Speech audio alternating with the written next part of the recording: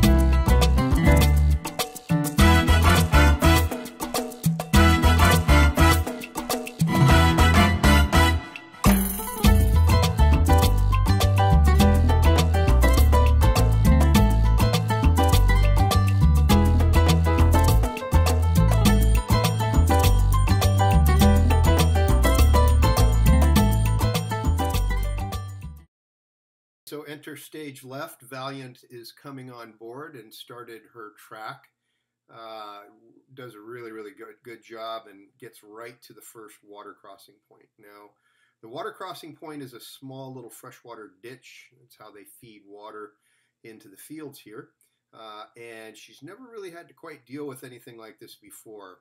These water features are a little odd in that the water is oftentimes below a fair amount of vegetation, and so you can kind of see and hear the water moving a little bit, but there's a lot of loose vegetation on top of it. A lot of dogs can be a little unnerved about this, and they're a little bit unfamiliar with how to get into it. So she's alerting on the crossing point exactly where Nicole crossed, but she hasn't committed to it. So the handler's not exactly sure what's going on. She's not exactly sure how to deal with it, not understanding that Valiant doesn't want to cross because she doesn't like what she sees. So Valiant goes into hunting behavior, absolutely no tracking or trailing. She's looking for a track or a trail, but this loping is not trailing. So the white mark is where the crossing point was, and you can see where our trail layer had just crossed this point just about 30 minutes before. So the handler pushes Valiant out again, casts her. She's looking again at crossing points because she still detects the odor from a distance, and she knows she has to cross. She just really doesn't want to. It's making her a little bit nervous because of this type of feature. She's never done it before. It's not just the water, it's the vegetation all over the top. It makes them a little bit concerned.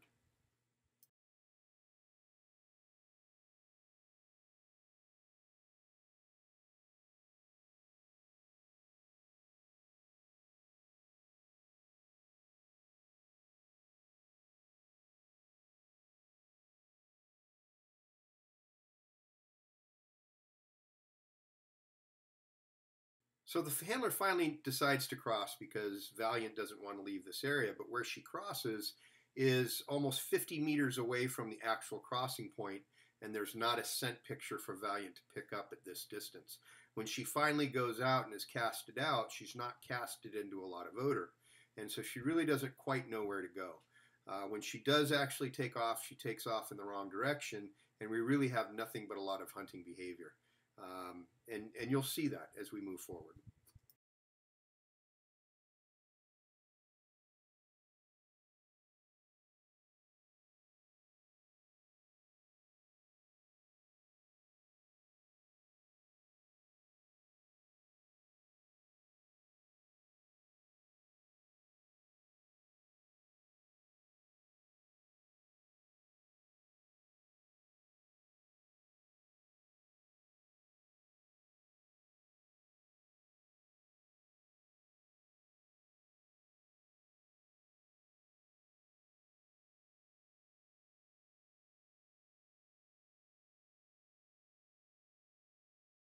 So this is all hunting behavior, and the way we know that is the dog has no consistent direction of travel, no consistent speed.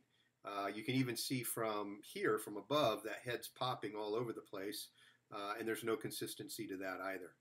When we're looking for trailing behavior, we're looking at basically 5 different things. Number 1, we're looking for pull. We're looking for consistent direction of travel.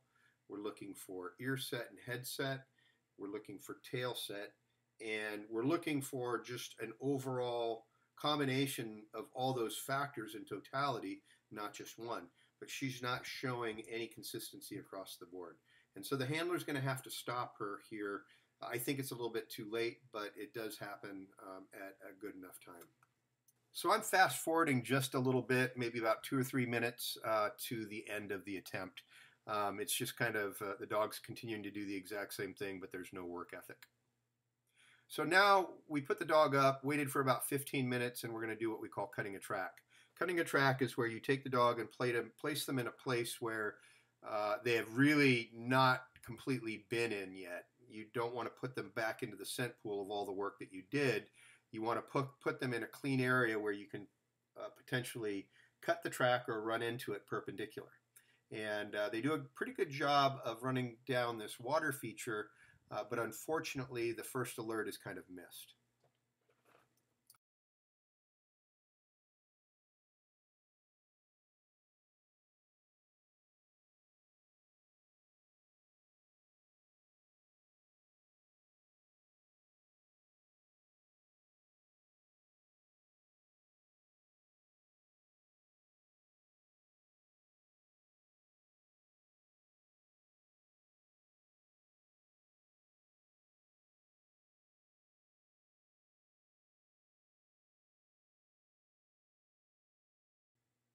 So Valiant alerts really good on the exact crossing point, but the handler waits a little bit too long, and when Valiant comes out, she keeps walking, and we get continued behavior and interest in the creek bed for a distance of, another 30 to 50 meters. Thankfully, she stops and crosses it at a good moment.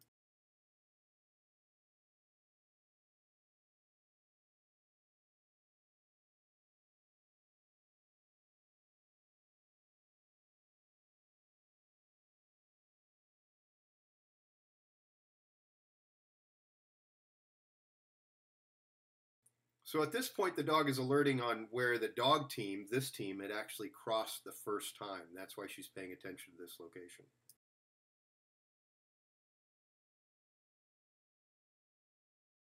And at this moment, the handler takes the interest in this particular point right here. It's not exactly correct.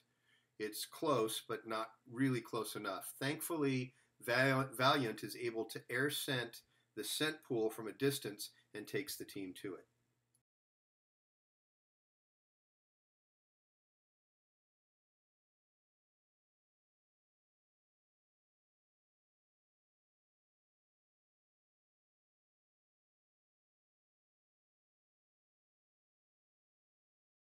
So this is continued hunting behavior. The dog really doesn't have anything. She's actively searching, but hasn't quite picked it up yet.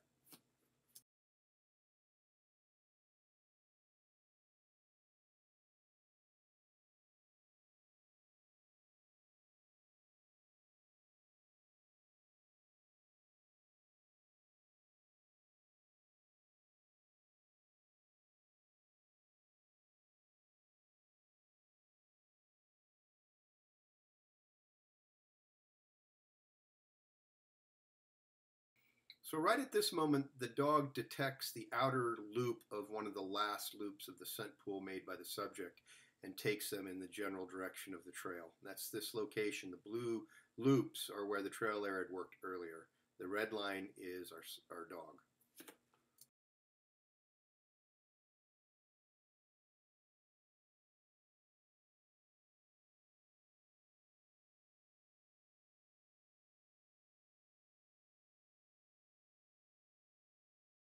As we get towards this next water crossing, the dog is alerting on probably the edge of the last loop of the scent pool and possibly already starting to detect the crossing point, which is not too far to the left, which is right here. This is a video of our subject crossing 30 minutes earlier.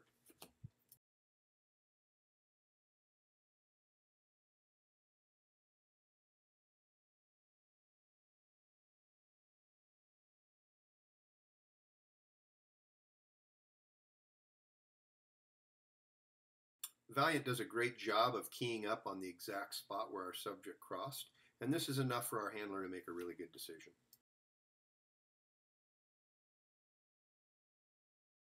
Right now, she's still having to coax her dog across these waterways, but towards the end, it becomes a little bit easier. And when we work this exact same trail the next day, she nails it completely and needs no help in the crossing.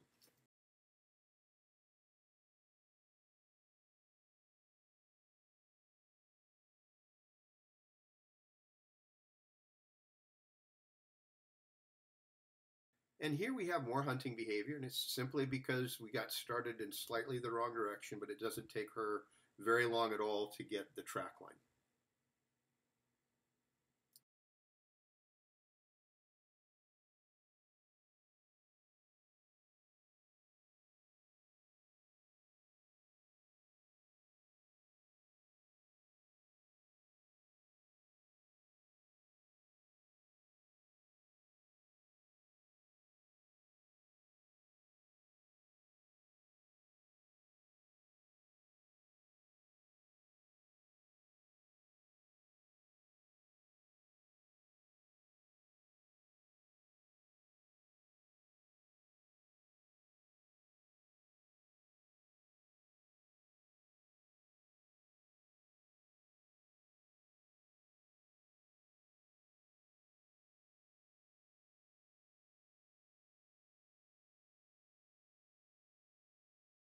The detailing of the crossing points is becoming better with the dog, so it's easier to make some really great decisions. And we're going to go back in time just a little bit to see exactly where our trail layer is crossing, and it's right where Valiant was 30 minutes later.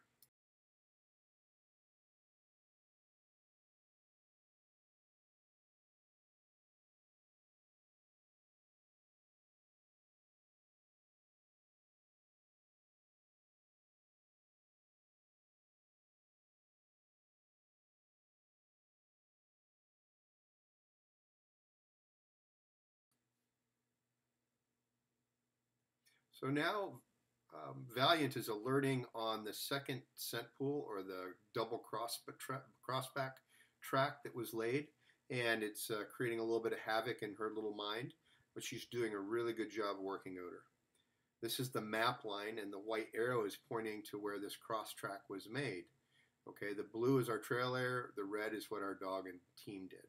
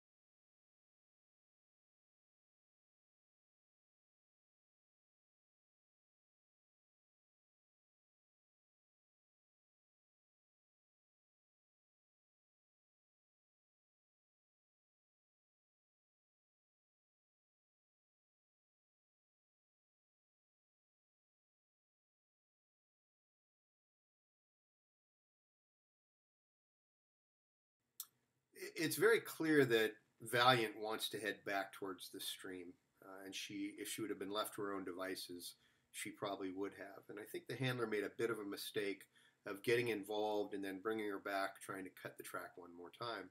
There's two reasons for this. The cutting should have been done the last place she had a trail, which was at the other water feature to the north of this picture.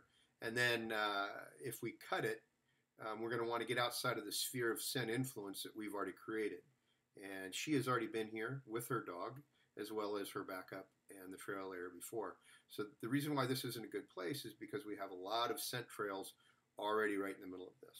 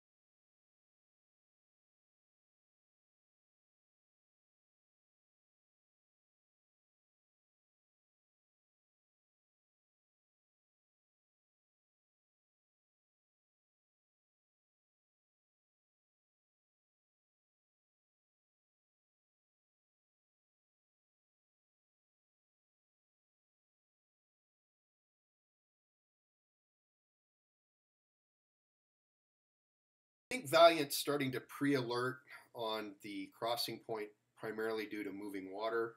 The crossing point is actually to the right a little bit, and we might have noticed this if the handler would have given her a little bit of time to work. But she short lines her and starts trying to cut the track right here. And fortunately, Valiant does pick it up. The handler is able to read it, and we're able to get on to the next leg. But unfortunately, what we're going to have is a little bit of hunting behavior for a little bit. Really, just right now, this is not much of a track. She's trying to find something, but she really doesn't have it. The handler has not let out all the lead either, which is making it a little bit hard for her to work. In this type of environment, we're usually going to want to let all that lead out so we don't interfere with the dog at all. Now Valiant on her own cuts the track right here. And you can see the white arrow is where the real crossing point was.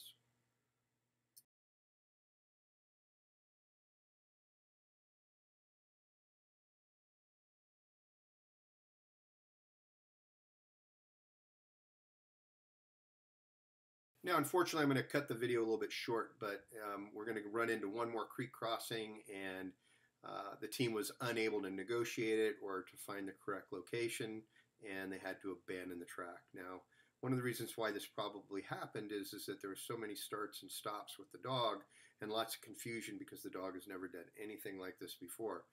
So it was a great experience because the dog was able to make mistakes, recover and through self-discovery learn a little bit about what it's did, what it has done on this particular track. Now, what's going to be very interesting and curious is what's going to happen tomorrow when we do this exact same track in a slightly different location, but the same type of activity one more time. What's it going to look like? Thanks a lot for joining us, folks. I hope you enjoyed this GAK9 training video, and you're welcome to join us anytime in the future. Just tune in to our YouTube page.